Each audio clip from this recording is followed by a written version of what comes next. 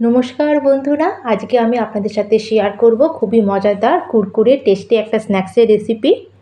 বিশ্বাস করুন, খুব কম সময় তৈরি হয়ে যাবে এই স্ন্যাক্সের রেসিপি। আপনারা হয়তো আগে কোনোদিন এইভাবে ফ্রাই করে তৈরি করেননি। আর এই চটপটা স্টাফিংয়ের সাথে এই স্ন্যাক্সটা সিঙ্গারা কচুরিকেও ফেল করে দেবে। বিশ্বাস করুন, এটা খেয়ে একদম মজাই এসে যাবে। তাহলে চলুন বন্ধুরা, শুরু করা যাক। তার জন্য এখানে একটা পাত্রে আমি 1 বাটি ময়দা নিয়ে নিয়েছি। আর তার সাথে এর মধ্যে অ্যাড করে দিলাম আমি হাফ টিস্পুন মতো নুন। আর তার সাথে এর মধ্যে আমি অ্যাড করে দিলাম 1/4 চামচ মতো গোটা জিরে। আর তার সাথে দিয়ে দিলাম এখানে হাফ চামচ মতো জোয়ানটাকে একটু হাতে এভাবে একটু ক্রাশ করে আমি এর মধ্যে দেবো। এতে ফ্লেভারটা ভালো ইনহ্যান্স হবে। আর তার সাথে এখন এর মধ্যে দিয়ে দিচ্ছি আমি ময়ানের জন্য বড় চামচের 1 চামচ রিফাইন অয়েল। আর এখানে কিন্তু খুব বেশি আমরা তেলের ব্যবহার করব না। এখন আমাদের হাত দিয়ে ময়দার সাথে সব কিছুকে ভালো করে মিশিয়ে নিতে হবে। আর এখন আমাদের এখানে অল্প অল্প জল অ্যাড করে আমাদের একটা টাইটলি এখানে আটার ডো রেডি করে নিতে হবে। আর এখানে আমি স্ন্যাক্সটা ময়দা দিয়ে বানাচ্ছি, আপনারা ময়দার পরিবর্তে এটা আটা দিয়েও সেমভাবে বানিয়ে নিতে পারেন। আর আমরা যেরকম সিঙ্গারার জন্য একটু টাইট করে যেরকম আটার ডোটা মাখি, তার থেকে হালকা একটু নরম করে এটাকে আমাদের মেখে নিতে হবে। আর এখানে আমি আটার ডোটা মেখে নিয়েছি। আর এটা মাখা হয়ে গেলে এটাকে আমাদের প্রায় 10 মিনিটের জন্য রেস্টে রাখতে হবে। রেস্টে রাখা এটা খুবই জরুরি, তাহলে আটাটা খুব ভালো মতো সেট হয়ে যায়। তাতে কিন্তু আমাদের এই স্ন্যাক্সগুলো খুবই ভালো তৈরি হবে।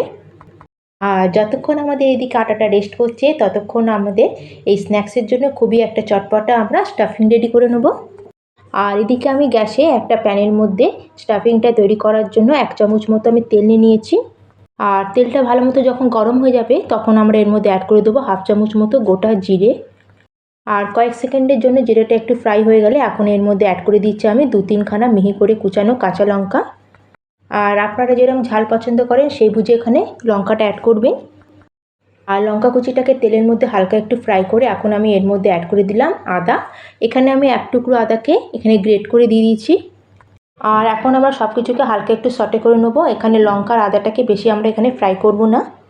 আর তারপরে এখানে দেখুন বন্ধুরা, আমি একটা মিডিয়াম সাইজের পেঁয়াজকে এখানে একদম একটু কুচিয়ে এর মধ্যে দিয়েছি। পেঁয়াজটাকেও আমরা এখানে কিন্তু খুব বেশি ফ্রাই করব না বা কোনো কালার চেঞ্জ করব না। ব্যাস পেঁয়াজটাকে জাস্ট হালকা একটু আমরা নরম মতো করব। আর পেঁয়াজটা দেওয়ার পরে আপনারা আপনাদের পছন্দ অনুযায়ী যে কোনো সবজিও এর মধ্যে অ্যাড করতে পারেন। যেমন বাঁধাকপি, ক্যাপসিকাম বা গাজর আপনারা একটু মিহি করে ছোট ছোট টুকরো করে এর মধ্যে অ্যাড করতে পারেন।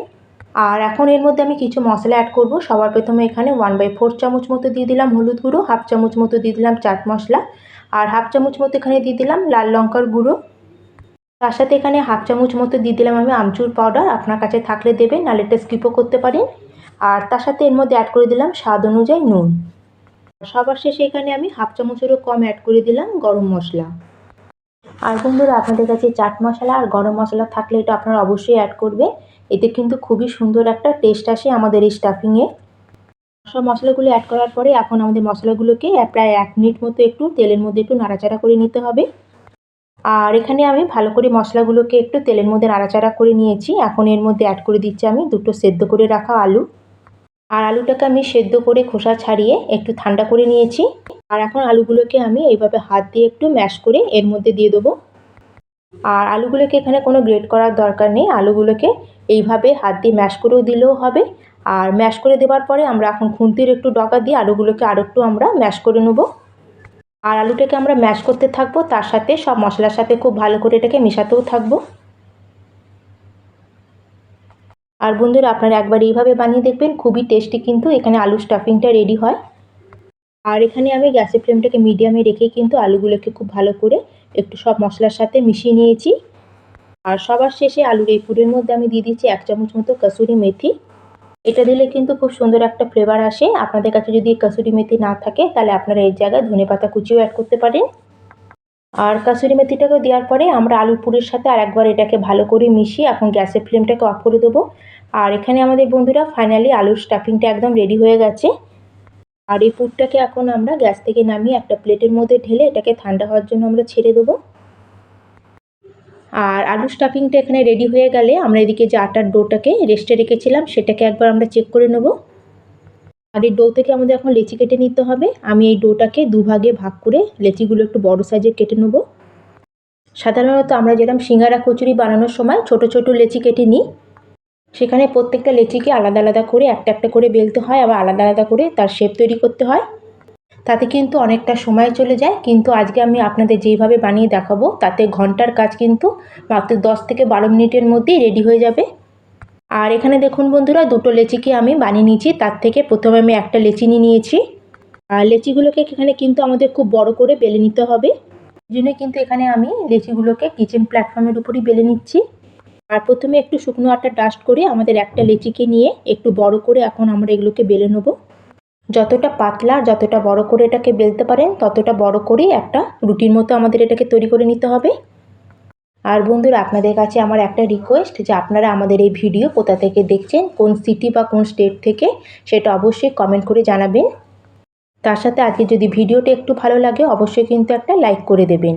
আর বন্ধুরা, এখানে দেখুন একটা বড় সাইজের আমি রুটি বেলে রেডি করে নিয়েছি।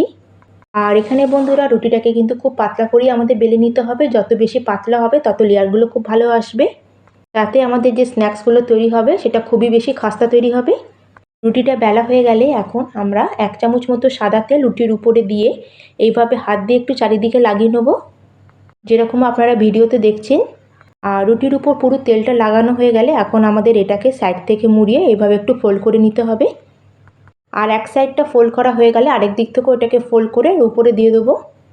দুদিকটাও ফোল্ড হয়ে গেলে এখন এর উপর দিয়ে আমরা সামান্য একটু তেল লাগিয়ে নেবো। আর লম্বাতেও এভাবে আমাদের ফোল্ড করে নিতে হবে। প্রথমে এক সাইডটা ফোল্ড করে আর এক সাইডটাকে উঠিয়ে আবার এটা তার উপরে আবার দিয়ে দেবো। এইভাবে করে এটাকে আমাদের একটা স্কোয়ার শেপ মতো করে নিতে হবে। আর বন্ধুরা, আপনারা ভিডিওতে দেখে নিশ্চয়ই বুঝতে পারছেন এটা আমাদের কেমন করে নিতে হবে। আর এইভাবে তেল লাগিয়ে ফোল্ড করে আবার যদি এটাকে আমরা বেলি, তাহলে আমাদের যে স্ন্যাক্সগুলো তৈরি হয় বন্ধুরা খুবই খাস্তা তৈরি হয়, তার সাথে খুবই লেয়ারযুক্ত হয়। আর এখানে দেখুন বন্ধুরা, এটাকে এইভাবে স্কোয়ার শেপ মতো করে আবার এটাকে আমি বেলে নিচ্ছি।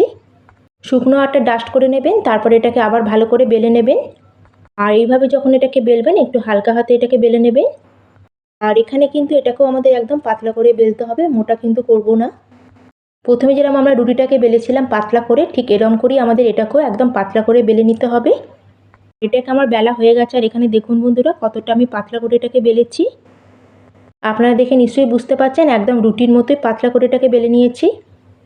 আর একটা রুটিকে এইভাবে স্কোয়ার শেপে বেলে এখন এটাকে আমরা সাইডে রেখে দেবো।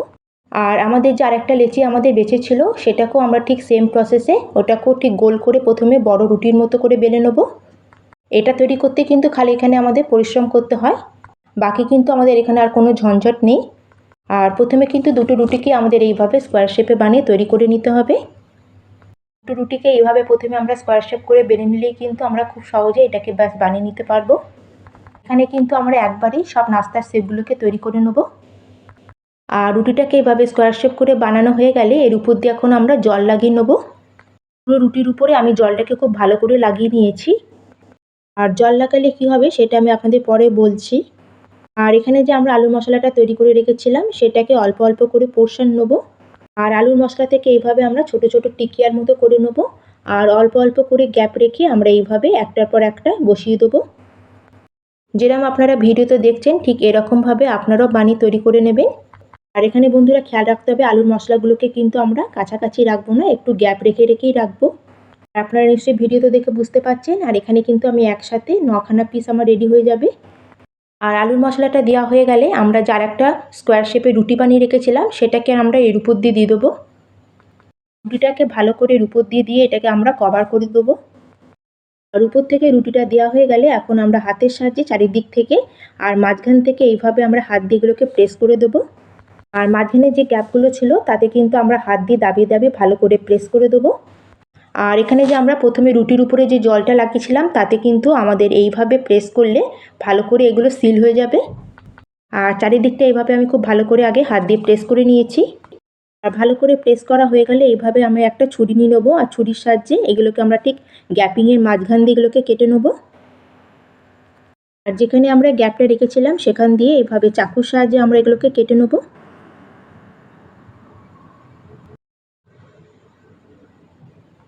সাইডে যে এক্সট্রা পার্টগুলো থাকবে সেগুলোকে আমরা কেটে বাদ দিয়ে দেবো।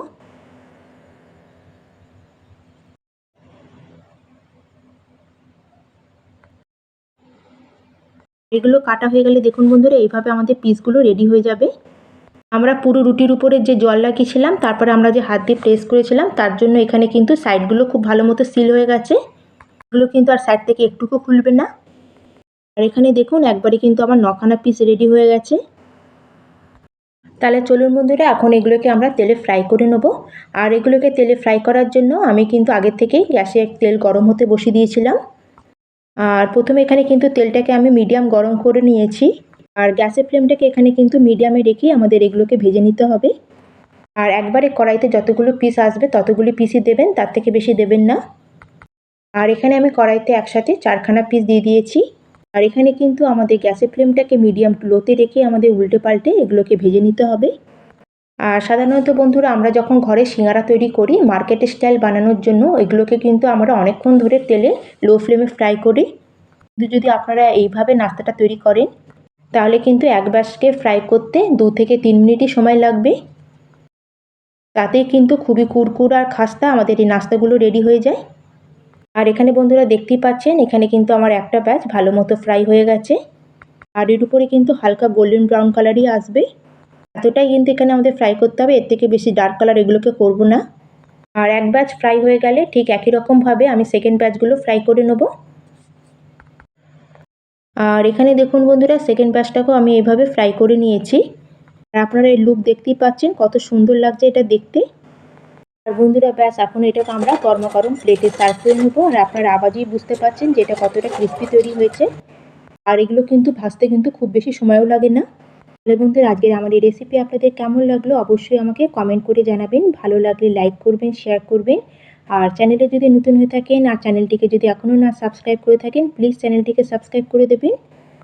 আর এখানে একটা আপনাদের ভেঙে দেখাচ্ছি, আপনারা আওয়াজেই বুঝতে পারবেন কতটা খাস্তা তৈরি হয়েছে।